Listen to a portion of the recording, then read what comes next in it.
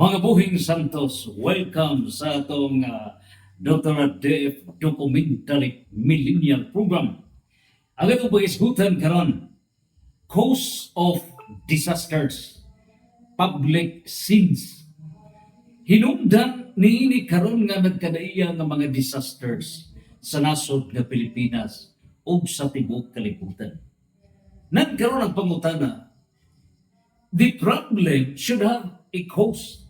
Ang matang problema, dunay hinungdan. And in solving the problem, the formula is diagnose the root cause. Mao pag-diagnose, mao gyud ang pag-discover unsa bay gamot hinungdan sa maong problema. And once we can discover the root cause of the problem, then that root cause is the main problem. Now, in solving the problem, we have to solve the root cause of the problem, since the root cause is the root problem. So, ang maagi digay nga masulbad nato ang problema, maura ang pagdiscovery sa gamot hinungdan. Unya, once makuha nato ang gamot hinungdan, kanang gamot hinungdan mo'y gamot problema. And once we have to diagnose it, we discover it, then the correct solution shall follow. So wrong diagnose, you cannot arrive at a correct solution. So niini karon mga problema sa nagdaiyan nga mga disasters sa nasod nga Pilipinas. Kung ito hinungduman, ay kita sa bagong panghitabo nga linog. Now, October 1, Visayas Center sa Bugo City. Unya, BBM earthquake. BBM earthquake. Imagine. Sa October 9, it's in Baguio City. So, B. Unya, October 1, Cebu. Yes, Cebu, Bugo City. Another B. So, BB, Mindanao. Mindanao may igo. Pagka October 10. So, BBM. Intiro man Mindanao. Dili man kay Davao Oriental ra. Intiro Mindanao. So, there is a significance now sa BBM triangular earthquake. Niya na ang October 1, Visayas, Bugo City. October 9, Baguio City, BB. O niya, October 10, M, Mindanao, BBM earthquakes sa nasod ng Pilipinas. Doon na significance niya na. Nagkaroon, panghitabo ni ini, mamalandong ta. O niya, Baguio dito, Luzon, Visayas, downward na sa Mindanao. Nagkadailang nga mga disasters o niining putuan na discovery na ang tanan. Nga out sa paghitabok sa mga disasters, bagyo, etc. lunok, nahitabo nga nas-discover yun nga ang billions and trillions of funds, public funds, gihakot sa mga crocodile funds sa nasod ng Pilipinas. So, pangutan na karon, mao, unsa hinungdan niini karon nga mga disasters. Speaking of disasters, dunay mga kalamidad.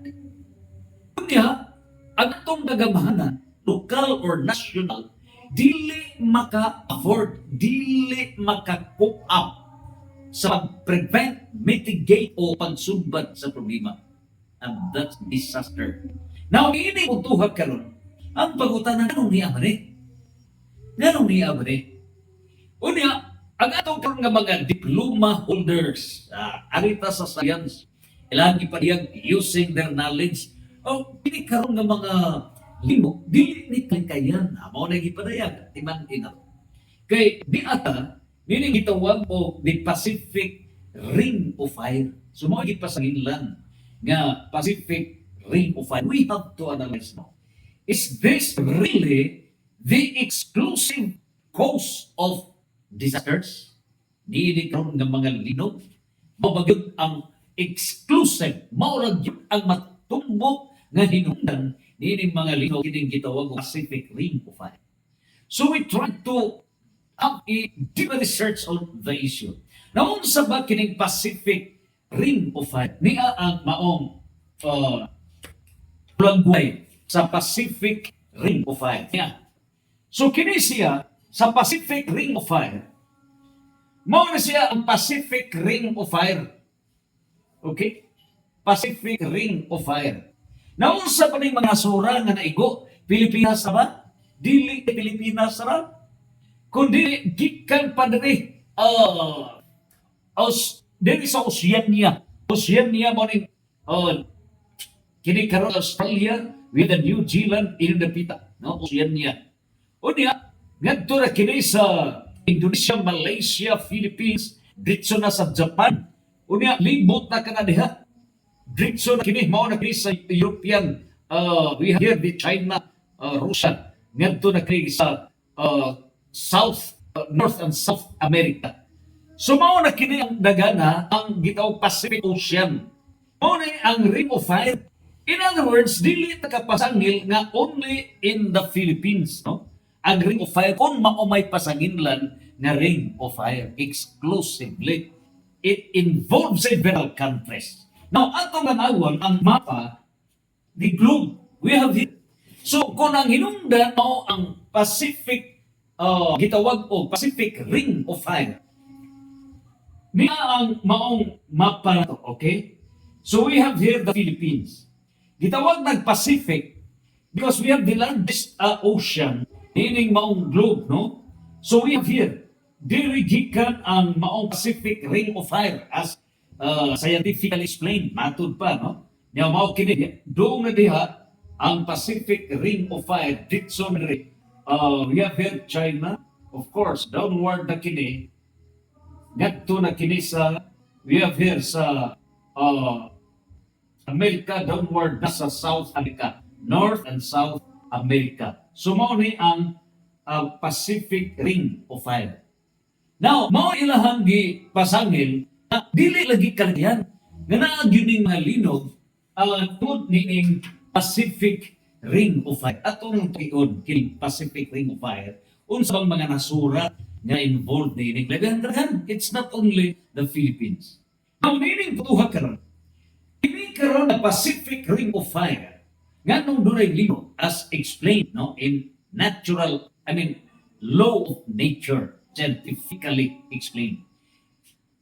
Mao kini ang nasod ng Pilipinas and all other affected countries such as Indonesia, Malaysia, etc. downward na New Zealand ngadto na dapita sa South and North America. Now, na kini Philippine Sea Plate and the Eurasian Plate, they are constantly moving and colliding, matunda, no? Causing earthquake, nagsangka kada. Now, we have a Philippine mobile belt where the Philippine Sea Plate converges with the Eurasian Plate. So, diya ang Eurasia, Europe and Asia. So, kini ang mahitabo, no? Here is the Asia, may ang Asia, Eurasia, Europe, o diya, dritso na rin sa Amerika. So, mahitabo, upat ka mga continents, North America, South America, and then Europe, and we have here the Asia, of which it affects Philippines and neighboring countries. Now, nining tutuhan karon, gigayat na mao na kini ang kining Ring of Fire nag-involve kini this Pacific Ocean na located kini, of course, ato na kanang i-explain, no? It has a distance of 15,500 kilometers or 9,600 miles. So, naadiha nagagi ang Ring of Fire. Ini napita, no? Ini. Mao ni nga lihok na niya na di asad ang Pilipinas nata naglatay sa Ring of Fire o ang Indonesia. So mao yun ay nagipasangin lang na mao yun ang the main cause nini karon nga mga linog na ato ning pamalandungon. Karon nining puntuhan kining Ring of Fire contains 750 and 915 active or dormant volcanoes. So dunay tawag nga 915 ka mga active, no, nga mga volcanoes. Nining maong karon nga ring of fire, no? And then around two-third niini nag-apekto sa tibuok kalibutan, two-third sa mga volcanoes. So ang exact number sa volcanoes sa ring of fire nagagad ka na sa regions, no? Now gidayan usab nga sa mga linog sa tibuok kalibutan, about 90% of the world's earthquake includes most of its largest occur niya na gayud nga ring of fire. So niining putuha karon ilahan ang gi-conclude nga ang hinungdan niining mga linog tungod niining gitawag og ring of fire. Nang karon ato ning palandongon, palauman na to ang hanapatan mo period niini. Ha? Nining ring of fire ari ra kutob nga atong pamalandong. Wala gid pamalandong nga laom sa laom nga mga pagpamalandong. In other words, if that's really the only cause, then does it mean na kining mga nasod gani adre manghawa tagpuyo? Mubalhin ta iring laing mga nasod. Ang pangutana, does it mean that they are free from earthquake? Ha? Balhin ta Canada, balhin ta sa Africa. Does it mean na wala sa mga earthquake? Nining mga area.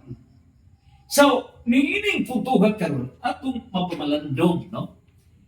Kini karon nga ring of fire existed for more than 35 million years.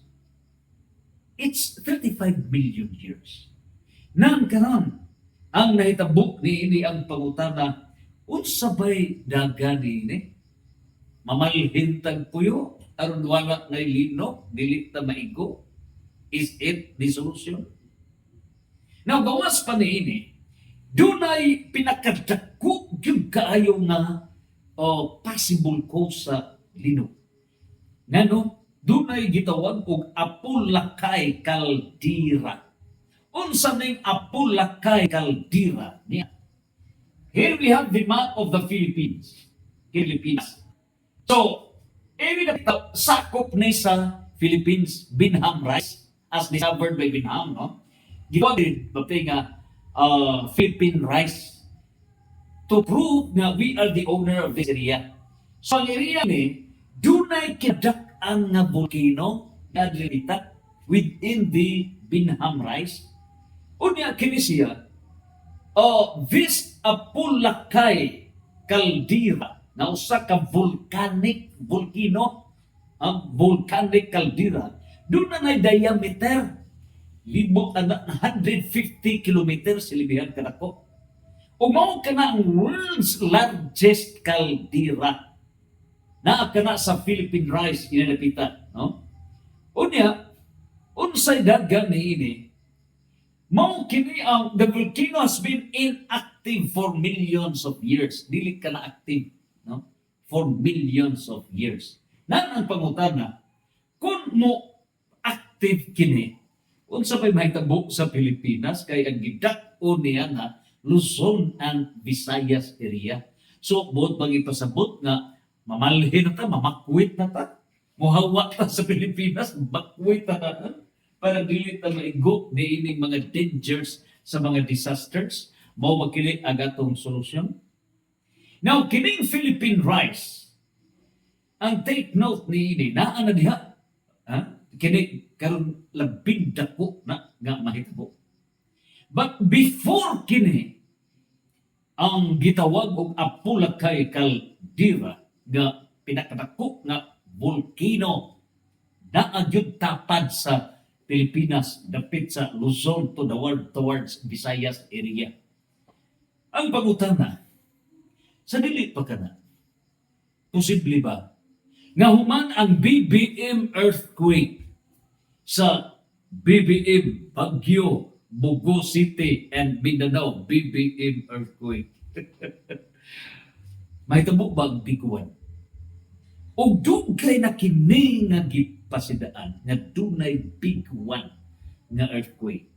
Nga possibly 7.2 magnitude earthquake. sama sa Bohol nga 7.2 magnitude earthquake October 15, 2013.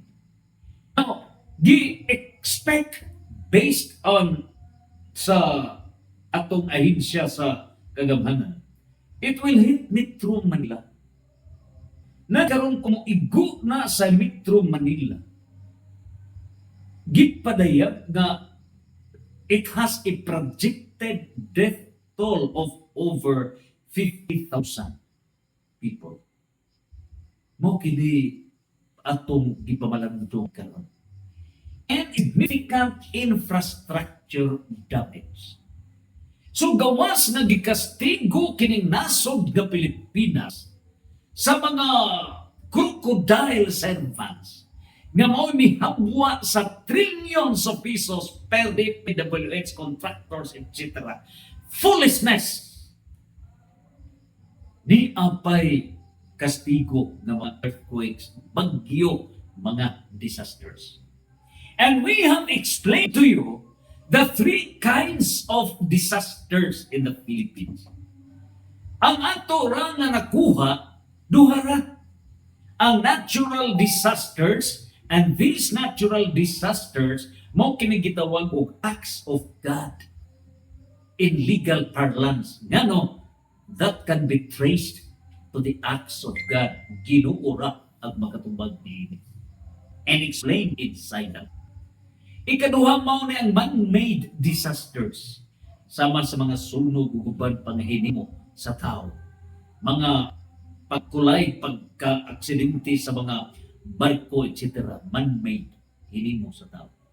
O kining ikatulong nga disasters, mao na kining LCD, bag-o na kini only in the Philippines, discovered and founded.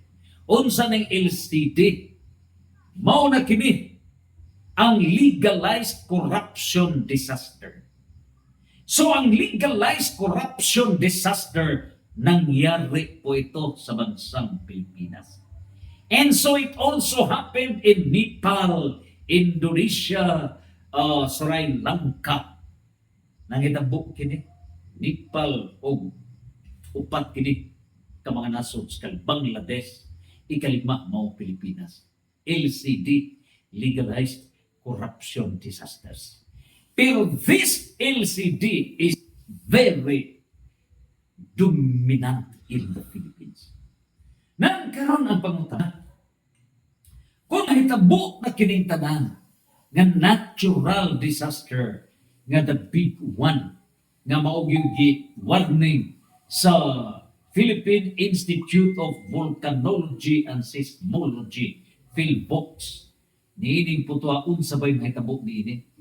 Gitanaw death toll ga moabot kining 51,500 death kung mahitabo man. So gipangandaman kining daan. Around 33,500 ka mga additional na mga quakes niini, no? Pagkahumanan niya na daghan na kana, no? Sama sa natabo sa Bohol. Ug doon na pagayoy 18,000 ka mga secondary effects such as fires. So, kung ugaling mahitabo kini sa nasod ng Pilipinas, grabe yun pagkalukapa sa Pilipinas. What could the government do kung mahitabo kini? Ang mga injuries gitanaw na daan, 100,000 people will be injured as a result of the earthquake. Nining putuhan karon ang infrastructure damage. Gi-estimate nga dunay 12% to 15% of residential buildings sa Metro Manila na mga igo. Ug ang economic cost niini nga damyos nining the big one moabot ka na 2.5 trillion pesos. Sumao kini ang pagkahugno, pagkalukapa sa nasod na Pilipinas. 2.5 trillion pesos ang estimated damage kung maigo ang the big one. Kung man sa BPM earthquake, Bagyo, Buko, Mindanao, BPM earthquake.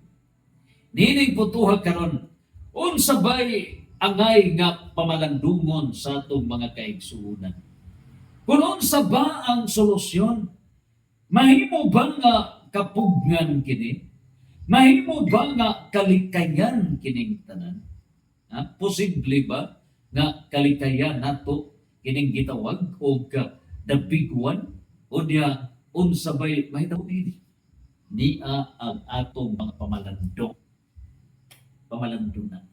Number 1, sa Ezekiel chapter 13 verse 13. Unsa giingon sa Ezekiel chapter 13 verse 13? Tungod sa kasuko sa Dios.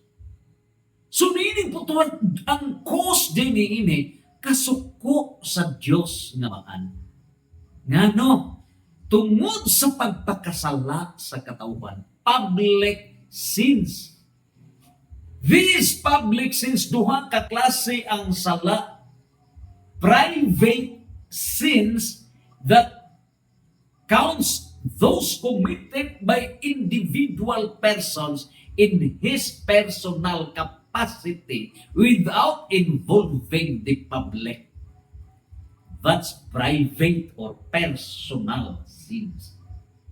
Pero niining putuhaon sa may kastigo sa Dios sa mga personal, private sins. Ang kastigo niini mga sakit, mga personal problems, na ay mga sakit o uban pa.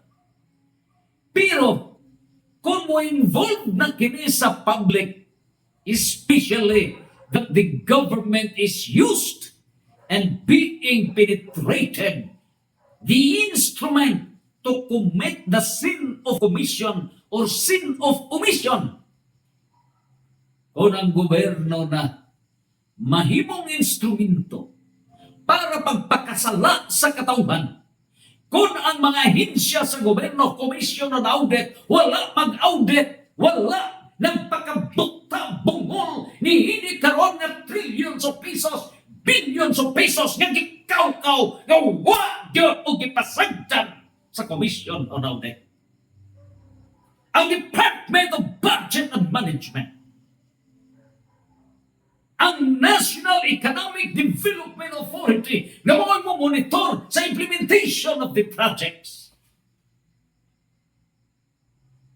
Kung kining mga ahensya nagpasagan sa gipanghimo, the sins of omission of these departments, these agencies, and the sins of commission sa DPWH in connivance with the contractors, costing trillions of pesos nga damage sa katawhan.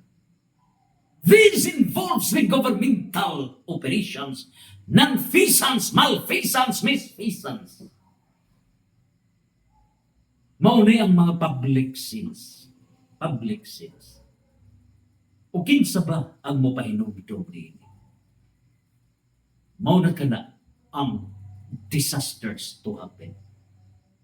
Disasters na. And so, nga no ba usap nga mapilman ng mga tao? Kung galing ang silutan, maura ang naa sa kagamhanan, why should the people be involved? It is because of the sin of concurrence sa katawhan. O unsa ba'y nahitabo ni ini? Unsa ba'y dagan? Ang sin of concurrence, dili kay sin of concurrence na. Unsa ba'y sin of concurrence? Nakikakita ka nga tarantado na, mga vote buying, mga vote stealing, naa ka na. Una ikaw, nga usa ka Kristiyanos, you are a believer of God. Instead, you correct what is wrong. Nakig-hagwa ka, nakig-ubang ka sa mga leaders of the politicians. Nini putuhan karon ang mga leaders karon, leader di ini karon kandidato pagka senador, kandidato pagka congressman, pagka mayor, pagka gobernador, etc. Mga leader, ang meaning sa mga leader, tighatag niya ng pahat na pagpamalit sa balutan. Mga leader, kuno kay leader, ito channel ang tag 1,000, 5,000, 10,000 leaders. Mao kini ang nakapatraydor sa nasod nga Pilipinas. The public sins in this nation are the Judas, the traitors, voters in the Philippines. And because the Filipino voters are traitors to the nation, Judas to the nation, niining putuha karon sa may tabo, it is public sin. So kay public sin, sa may silot sa Diyos. Corrupt voters create corrupt servants. Opportunist voters, kay mga opportunista mga botante, atong pahimudsan ng mga kandidato. Kay mudaog na sila, dili na mulingi nato. So pahimudsan na to, opportunist voters. And out of that, ang mga opportunist servants, once mudaog sila, mag-opportunista sad. So they have to use their congressional powers, executive powers, pagbawi sa ilang gasto. And that is what is happening in the Philippines, LCD, legalized corruption disaster sa nasod ng Pilipinas. O niya magralita without public repentance. We congratulate Congressman Kiko Barzaga for calling the October 12 to November 30 successive nga public nga rally, anti-corruption rally. Hindi matun pa niya, it's anti-BBM rally. But in reality, it is a advocacy against corruption. Now, niining puntuhan karon, unsa ba'y mahitabo niini? Opportunist voters create opportunist servants. Niining puntuhan, is it correct? Nga igo lang ta mo condemn kaniyan to BBM, pero karon resign. What really is the correct solution? We cannot solve problem unless we can arrive at a correct diagnosis of the problem. So nini putuha karon, opportunist voters create opportunist servants. So ang hinungdan nga doon na tayo opportunist Congress, opportunist servants, opportunist nga elective, executive, legislative. It's because of the opportunist voters. Now, ang mahitabo ni ini, the irresponsible voters create irresponsible servants. It starts from the voters, di sa mga botante. And therefore, kung mo-join ta sa mga public demonstrations, rally, IDSA, free, etc. uguban pa, if we do not repent, kung dili ta magbasol, unsa ba'y mahitabo? Is there a solution? No. Walay solution. So niining putuha karon, ang atong isyu karon mao, ang inungdan niining mga disasters, bagyo, linog, unsa ba kini? Because of the law of nature, nga niyata sa Pacific Ring of Fire, o ang hinungdan niini tungod sa public sins, sa publiko sa katawhan. Mao ni ang atong paladong. Nagkaron atong sakyan ang scientific explanation nga dunay mga earthquakes, bagyo kay niata sa Pacific Ring of Fire, ni ata sa zone area nga naagi mga bagyo. Ug anha natakuto, take note, it is within the law of nature. Law of nature. Question. Kay nagahisgot makita og law of nature. Who is the author of the law of nature? Is it a person or is it God? The author of the law of nature is God, Diyos ang author. O mao'y hinungdan in legal parlance, the law itself declares nga kining mga earthquakes, kining mga hurricanes buhawi, kining mga bagyo, mao ni gitawag og acts of God. Why? Because the author of the law of nature is God. Karon, kaya ang Diyos man di ay ang author sa law of nature. Is there a divine law to that effect? Yes. Ug busa karon aron mapamalandong yun nato ug makita nato ang correct solution to the problem. Let us now digest the five pillars of law. Ang una nga andana sa balaod is divine law, balaod sa Dios. Ikaduhang andana sa balaod is moral law. Ikatulong andana sa balaod, law of nature. Ikaupat nga andana sa balaod, natural law. O ang ikalima nga andana sa balaod, mauna ang positive law. Mauning mga balaod nga gigama sa mga legislative departments sa national or local government. Ikalimang andana. Karon, ari kita sa law of nature nga mauni ring of fire, etc. Mauni ang mga scientific explanations. Take note nga kining law of nature is under niini karon, it is offered by God. O kining law of nature is subordinate to moral law. Karon, ngano ba nga niya man kining mga kalamidad, disasters, ang tubag ngadto ta sa moral law? Hebrew chapter 12 verse 5 to 10. Unsa bay giingon sa Hebrew chapter 12 verse 5 to 10? Moral law. It is a disciplinary act of the father to discipline his children.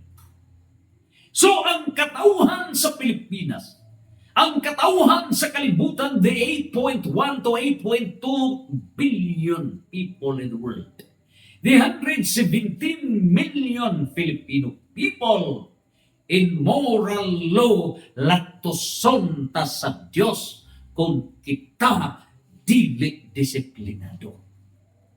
So kini di ay the moral law is the very reason ngano nga niya kining mga kalamidad, ngano niya kining mga disasters latos na sa Dios. Because of public sins of the people. Public sins. It's not private sins, kaysa private sins, igurang individual. Wa na ma-involve sa gobyerno, wa na mag-involve sa publiko. So doon ay mga solusyon na penal sa Diyos niya na mga sakit, problema, uban pa. Pero kini namang kalamidad, mao na kining latos sa Diyos for public sins that we have committed. Moral law. Karon, ano na kita sa divine law? So, ang law of nature nagagad sa moral law. O ang moral law nagagad sa divine law. O ang divine law to that effect niya sa John chapter 15 verse 6. O kung sabay giingon sa John chapter 15 verse 6. Kamu, you are outside of God's guidance. So nawala kamo, here is the tree of life. This is the true vine. Mao ni ang kahoy. O kining mong kahoy sa gingharian sa Dios. Ang nahitabo ang mga tao, wala na'y Diyos. Wala na'y Diyos. Ang gipagka-Diyos sa katawhang Pilipino ang kwarta. Matthew chapter 6 verse 25, 1 Timothy chapter 6 verse 10. Pilay buhatag og taglibo, tag 2,000, 5,000, 10,000, mautoy ilang butuhan. Ang kwarta gipagka-Diyos na wala na. Ang Vox Populi, Vox Dei. In democratic government, government, the voice of the people is supposedly the voice of God. Vox populi, vox Dei. Apan ang election, is it the voice of God? Vox populi, vox Dei? No! Vox populi, vox mani. Ang tingog sa katawhan, mo'y tingog sa kwarta, dili tingog sa Diyos. That is deception. Gimbungan nato ang Diyos. Utrosad nga kumilek, utrosad niya na. Ubusa, grabe ang public sin sa nasod ng Pilipinas. Mao na ang langit mulatos ning nasod ng Pilipinas. And in John chapter 15 verse 6, mao ni kining kahoy, putlon ka na ug dauban. Putlon. Aw ang pahagi sa pagputol nini, cut off that branch.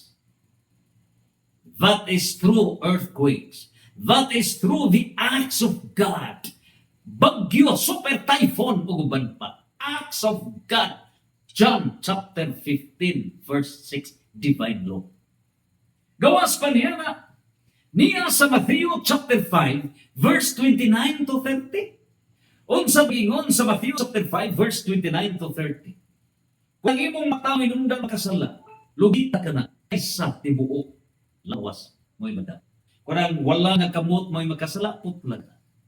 So niini karon, it proves that is divine law of discipline. May hinungdan nga dunay mga calamities, disasters as an act of divine discipline to His people. O busa, klaro tataw sa Ezekiel chapter 13 verse 13 nga tungod sa kasuko sa Diyos, linugon ko, bagyuhon ko para mga matay ang mga tao nga way pag-ila sa Diyos. And remember, ang pangutana, buot bang ipasabot nga wahi gumaa sa Diyos ang mga masinugdanon kaniya. God shall protect His people. Ubusa, nakakana sa Matthew chapter 11 verse 28. Unsa bay giingon sa Matthew chapter 11 verse 28, come to me. Umanay kamo kanako. Niining punto, we are called by God para modagok taniya. And the solution is God. Matthew chapter 11 verse 28. And it is through Christ, the way, the truth, and the life. John 14 verse 6. Ubusa, nag-ingon ang Salmo 91, mga matay ang 10,000 of people sa imong kiliran at ubangan o sa likod. Thousands of people will die, but the Lord shall protect you. Ubusa, pag-abot na sa mga kalamidad, super typhoon, earthquakes, uban pa, as an act of discipline of the Lord, we will be protected. Mao na nga we appreciate sa mga bata, Generation Alpha, luoy kayo mga bata. Sila mo'y nagtudlo sa mga ginikanan.